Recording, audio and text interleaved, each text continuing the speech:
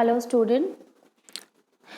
Yesterday we had discussed about the material, that is what is material, as well as we studied about what is the basis of the classification of the material as well as the properties. It means the different properties, they are having a different kind of a different materials, they are having a different kind of a properties, and they are made up of, an object is made up of a material so that it can be used according to its property. Now today we will discuss about the classification of the material. So generally the material, they are classified on the basis of their properties, and like that of the appearance, how it appears, whether the material is shiny or it is dull. Second, according to the strength of the material, that whether the material is very strong or it is hard or the material is very soft. Third one is the solubility and insolubility in water, that whether the material is soluble in water, it get dissolved in water, or whether the material is like when we add it in the water, it will not going to dissolve in it, or it is insoluble in water. Fourth one is the heaviness or lightness with respect to the water. Here we will see that whether that particular object which we are adding in the water is having a higher density, means density, it means how heavy it is. Okay, so how heavy it is from the water, or how lighter with respect to that of the water. Then the last one is the transparency, translucency, and opaqueness. Okay, so we will talk about that, how transparent it is, how translucent it is, as well as the how opaque it is. Okay, we should also know the meaning of the transparent and translucent and opaque while studying this topic.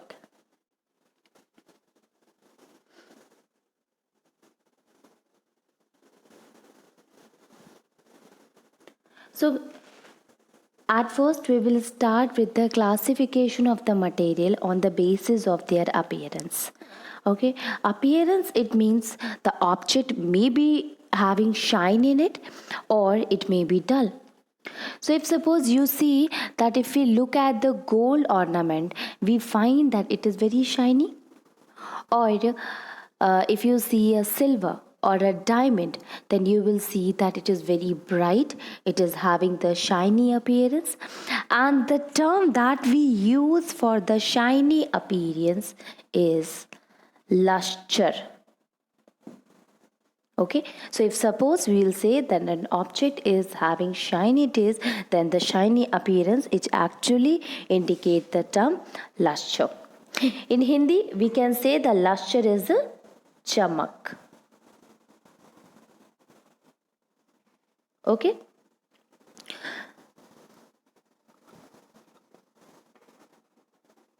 Okay, so we can say that a gold or an ornament which is made up of a gold, or gold is a lustrous object. Okay, which is having a shiny appearance. Okay, so it is a lustrous object.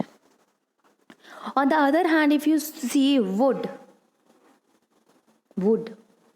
or coal, okay, see here, coal, what you will find that these are having a dull appearance. Okay, they do not have a shiny appearance. So by this we are able to understand that there are some material which are having shine in itself, or which have a shiny appearance, whereas there are material which do not have a shiny appearance, they are having a dull appearance. So on the basis of that, we divide the material on their appearance, whether the object is a lustrous or whether the object is non-lustrous. So all the material is classified into two, that is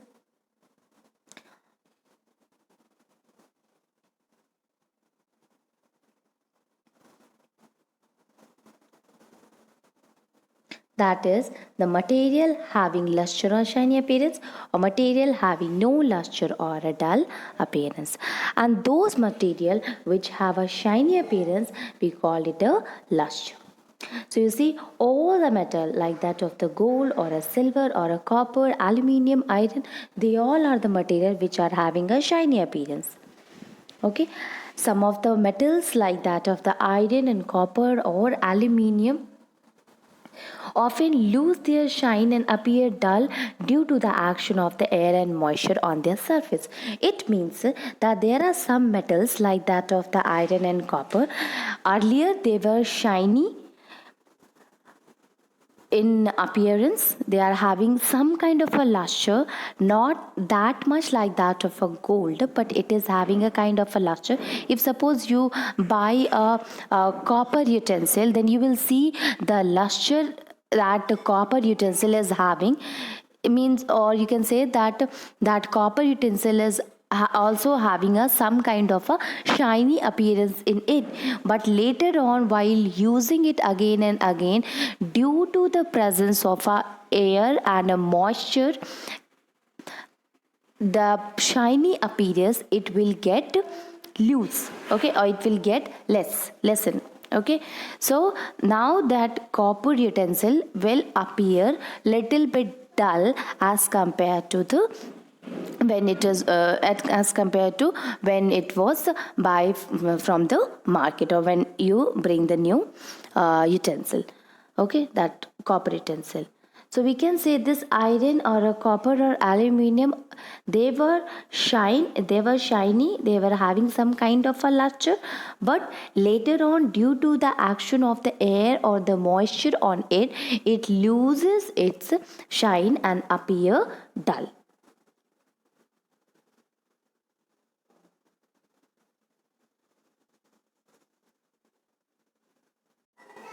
So all the object which is made up of a metals like that of a gold or silver, or metal alloys like that of a steel or stainless steel. When we talking about the alloy, you can understood in a very simple language that alloy is what is a mixture of metal and metal. Okay, when two or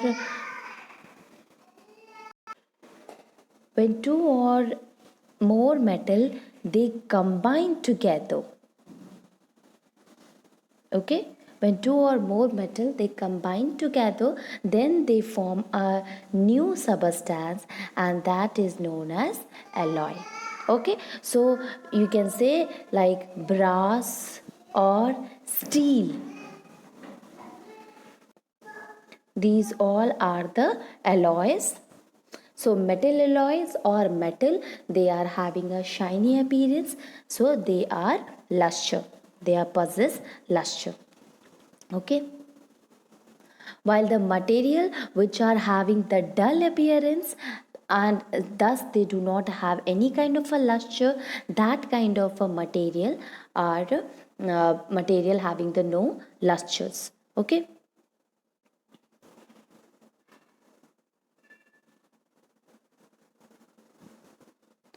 a lot of example of a dull appearance also, like that of the coal is there, or wood is there, or a chalk is there. Okay, paper, these all are the material which are having the dull appearance.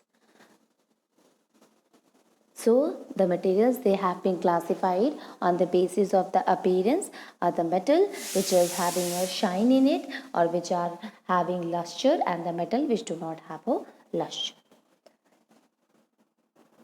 Moving on to the next one, and that is the classification of the material on the basis of the hardness and the softness. When we talk about the hardness and the softness, we are talking about that how much strength that material have. Okay, a material is hard, it means they are more strong, or they need more force to break it into pieces. Okay, so they are having more strength as compared to material which is soft. So if suppose we press a piece of an iron nail with our hand, Okay, so we will find that it cannot be compressed. Okay, or if suppose we want to cut the iron nail, then also it need a lot of energy, or we cannot able to cut it or bend it. So this shows that iron is actually a hard material. Okay, if you see in the other case, like if we press a piece of a sponge between our hand, then we will find that it is very easy to compress that of the sponge. Okay, if we want to cut that sponge, then also you will see that the sponge can also be easily cut, it can easily be bent, or it can easily be scratched. So this shows that sponge is a soft material. So on the basis of that, the material is classified into two, that on the basis of their hardness and the softness. The first one is the hard material, which possesses hardness, and the second one is the soft material.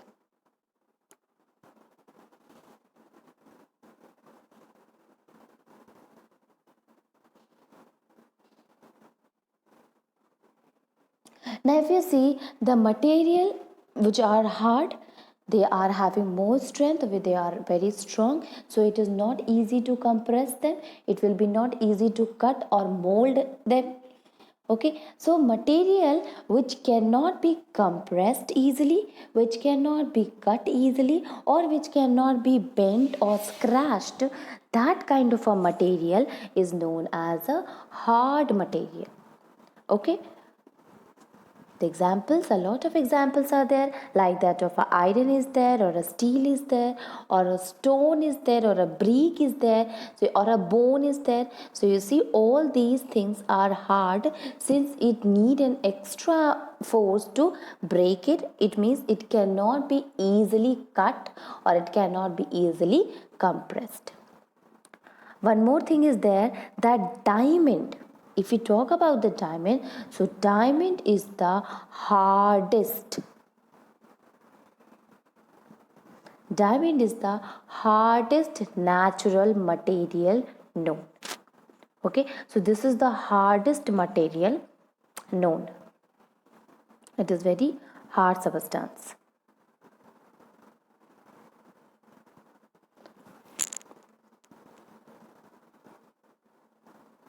Now there are some material which can be easily compressed, okay, or which can be easily scratched or bent, or which can be easily cut, and that kind of a material is known as a soft material. So it need very less amount of energy or a force to break it, and that kind of a material, it will be soft. Okay, the example is sponge. That right now we had discussed about the sponge, that when you compress sponge, it will be very easy to compress it. Okay, like that cotton or a wool or a chalk, you see that chalk, it can be break easily, or a tomato or a clay or a feather or skin. If you compress skin, it will be easy to compress it. Okay, so the material which can be easily compressed, which can be easily cut, bent or scratched, are called the soft material, and the material which cannot be easily compressed, cut, molded or scratched, they are known as the hard material. Now see here, there are a lot of examples. It is classified into the hard and the soft material, like that of the spoon, which is made up of a stainless steel, or that of the statue, which is made up of a metal, or that of the iron nail, or that of the helmet, which is also made up of a metal. Soft, this teddy bear or this toy, which is made up of a fur. Rubber band, it can be stretched easily, or a sponge, which can be compressed, cut, bent very easily as compared to any of the hard material. So on the basis of the strength of the material, on the basis of the hardness and the softness of the material, it is classified.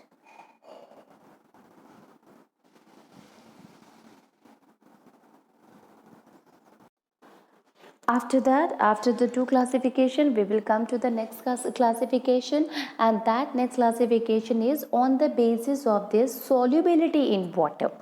So materials are also classified on the basis of their solubility. Solubility, it means how much soluble it is in water. So what happened? Water is also known as a universal solvent. Why it is known as a universal solvent, students? It is because a lot of the substance, they get dissolved easily in the water, and that's why it is known as a universal solvent. So water, it dissolves a large number of material. Okay, so that defines the solubility. If a substance is soluble in water, it means, or if the substance get dissolved in the water, then that material is soluble in water. But you see, there are some materials, if you add in water, even then also it will not going to dissolve in it. Okay, so some material, they are soluble in water, whereas other material which do not get dissolved in the water, or which is insoluble in water. So on the basis of the solubility in water, these materials are categorized into two groups. Okay, and that are the material which are soluble in water, and the next one is the material which are insoluble in water. The material which get dissolved easily in the water, and the material which do not get dissolved in water at all.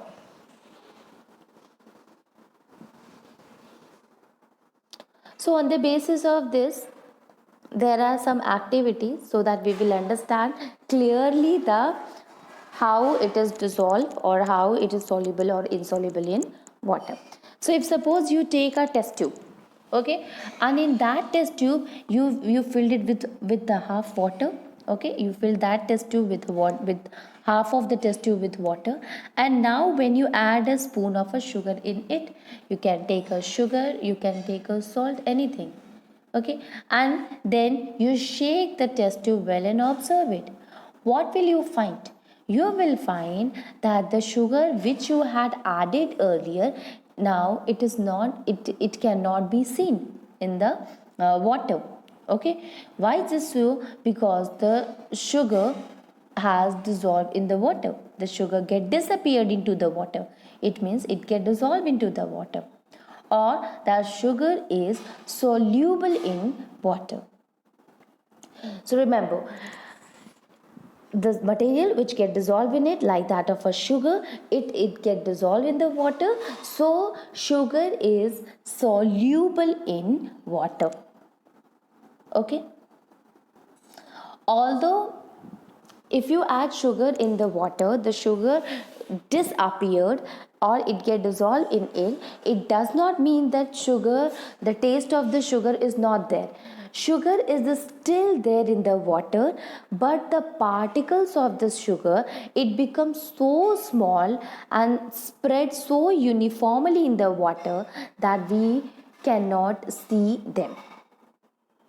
Okay, so when you can understand it by that when you add the sugar in water, sugar particle get disappear, but when you drink the water, you are able to taste it, or you are able to understand that sugar is present in it. So sugar is there, but the particles, they become so small and they become so spread so uniformly that it get disappear. Now some of the materials are there which are soluble in water except that of the sugar. Then you see a common salt is there, washing soda is there, potassium permanganate or a copper sulfate. Copper sulfate is a blue compound, blue vitriol is a copper sulfate. Alum is a fitkari that we use to purify water. Milk, if you add milk in water, you are not able to distinguish between the milk and that of the water. If you add a lemon juice also, even then also you are not able to distinguish it, or alcohol or glycerin. Okay, so you see that water can dissolve a lot of the substances in a lot of a material in it. Now, when we talk about the water containing a dissolved material in it is called a sugar solution, or water which containing a dissolved material in it is known as a solution. Hi, is it so, students? Water containing a dissolved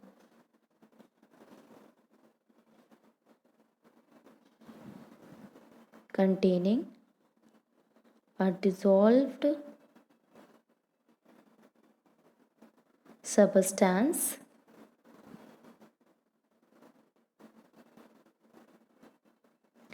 is called solution, or is called that particular solution. For example, if we add a salt in water, okay, so a substance is sorry a substance is dissolved in the water. Now that is its solution. So salt is dissolved in water. Now this solution is known as a salt solution. Likewise, if you add sugar in it, it will be a sugar solution. Or if you add a lemon juice, then it will be a lemonade or a lemon juice solution. Okay, so these are the substances which get easily dissolved in water.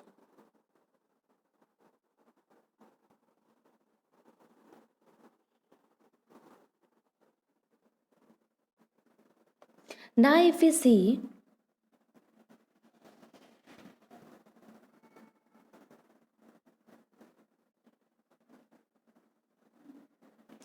if suppose you take another test tube and you fill that test tube with water, again I am doing it with the another material. Okay, so filled it half with the water and half a spoon of a sand is added in that water. Okay, again you will shake the test tube and observe it. Earlier we had done the same thing with the sugar, and now we are doing the same thing with the sand. Then we take a half test tube of water, and we add a half spoon of a sand in it. Now when we shake the test tube well and observe it, then we will find the sand which you had added, it gets settled down after some time. Or we can say that the sand, it does not get dissolved in the water. Okay, when you added the sugar it get dissolved properly, but when you added the sand, at first the water appears like this, and when you left it for some time, the sand will get settled in the that of the test tube. Here we had taken the beaker, it's okay, you can take a test tube also. Okay, then you will find after some time you will see all the sand particle gets settled down in the water without getting dissolved in the water. And such kind of the material which does not get dissolved in the water, they are known as the material which are insoluble in water. Okay,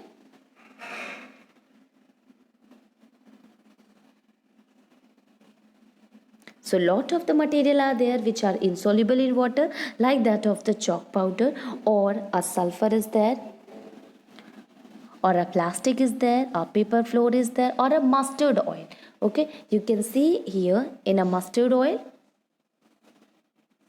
if you add a mustard oil in the water, then even then also you can see a partition is there. Okay, it means that water or the oil that you have added, it does not get dissolved into the water, so it is also insoluble in water. You can see here a material, when we added a salt in the water, the salt get dissolved very properly or uniformly in the water, that is defining its solubility. While when you add oil in it, the oil does not get dissolved into the water, it means it is insoluble in water. So on the basis of this, we had divided the water into how much it is soluble in it.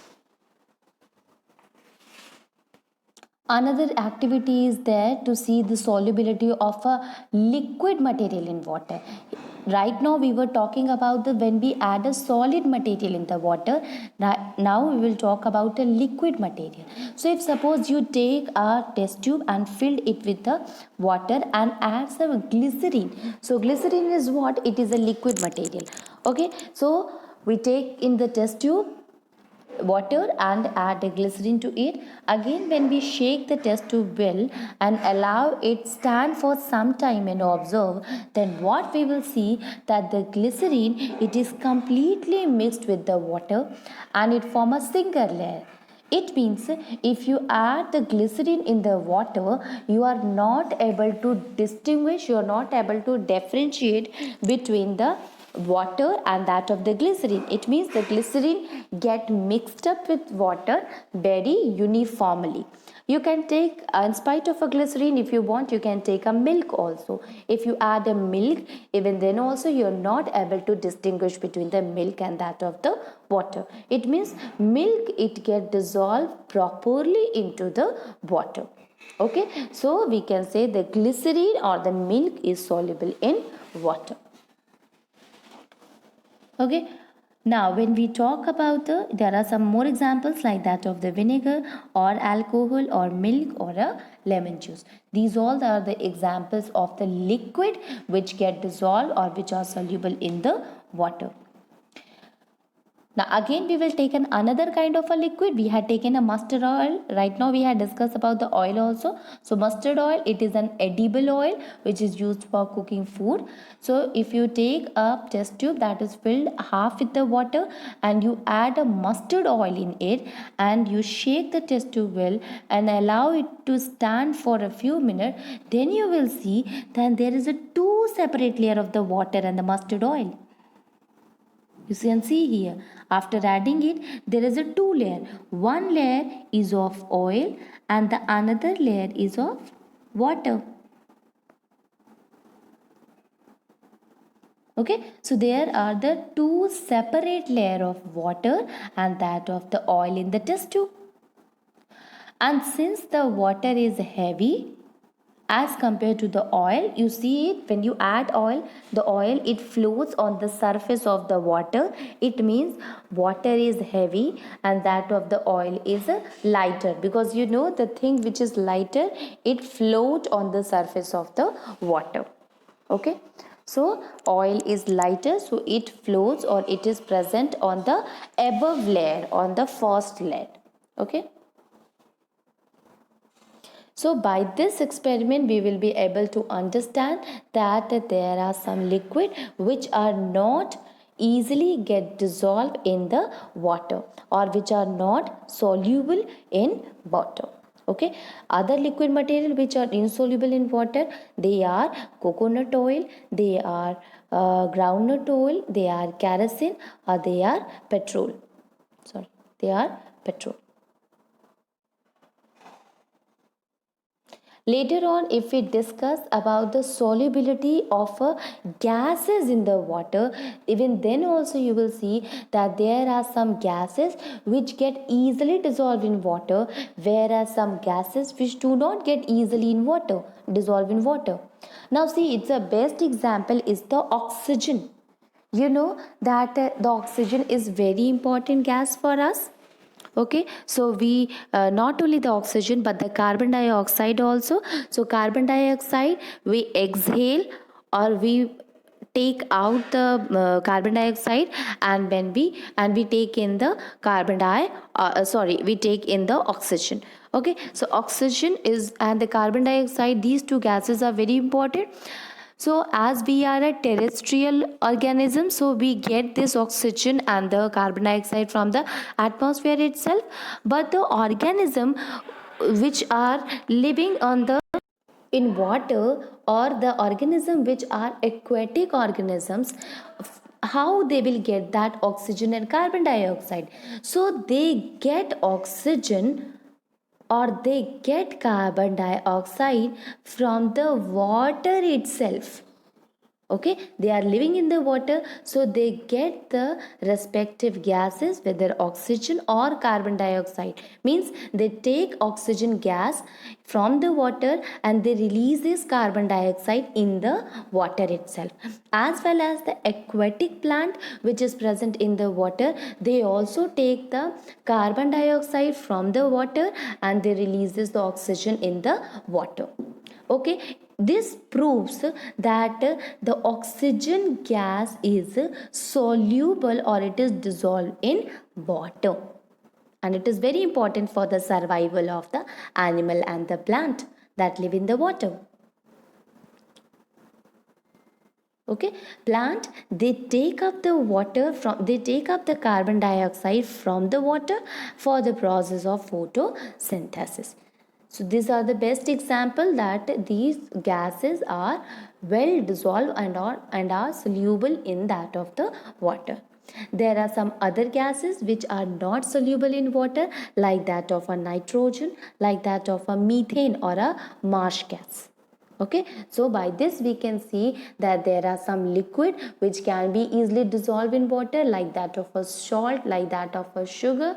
There are some solid which are not easily get dissolved in a water, like that of a sand or a chalk powder.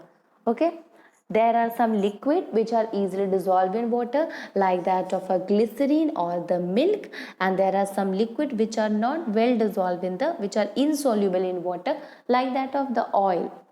Okay, as well as there are some gases which are soluble in water, like oxygen and carbon dioxide, and some gases are there which do not dissolve in water, like that of a methane and nitrogen. So this is the classification of water on the basis of their solubility.